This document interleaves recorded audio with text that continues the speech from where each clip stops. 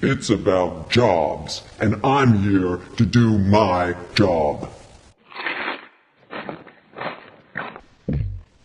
The job of telling women what they're allowed to do with their bodies. The job of telling you what you're allowed to do in your bedroom. And the job of investigating what religion you believe in. The job of killing science in your classroom. The job of taking away your union. The job of making the rich even richer. And the job of destroying healthcare reform.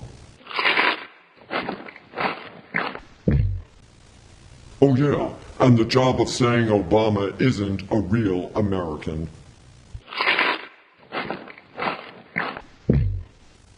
Yup, it's about jobs, doing a job on America.